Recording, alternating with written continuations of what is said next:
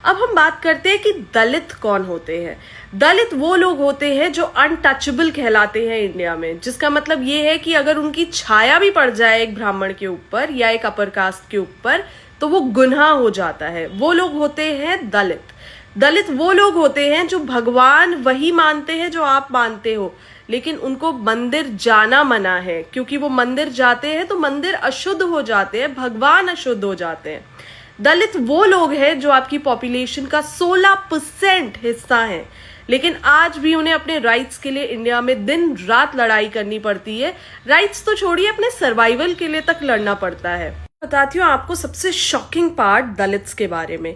1950 में जब कॉन्स्टिट्यूशन आपका आया था, उसमें लिख दिया गया था कि ये जो छूत अछूत की चीज है ये बैन कर दी गई है, लेकिन क्या वो आपके अंदर से बैन हुई है? I don't think so. National crime records bureau NCRB ने एक रिपोर्ट निकाली है। इनफैक्ट हर साल एक रिपोर्ट निकालते हैं जिसके अंदर जितने भी क्राइम्स दलित के अगेंस्ट रजिस्टर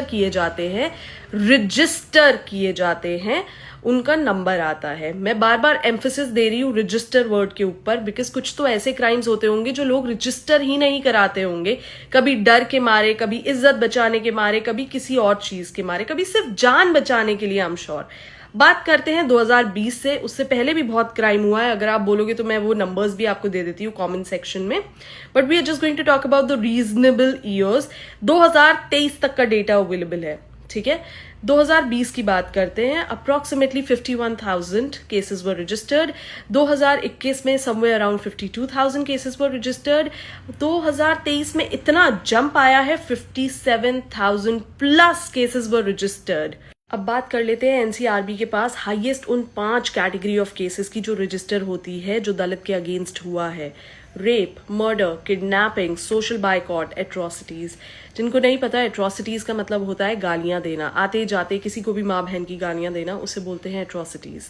इंडिया को आज से कुछ साल पहले ब्रिटिशर्स कहते थे it's a chamber of snakes, और उस टाइम पे इंडियन पॉलिटिशियंस, इंडिया के लोग बहुत फ्रेंड हुए थे। उन्होंने कहा था भाई स्पाइसेस हम दे रहे हैं, टैलेंट हम दे रहे हैं, कपड़ा हम दे रहे हैं, टेक्सटाइल हमारा है, सिर्फ चैम्बर ऑफ स्नेक्स ही बन के रह गए हम।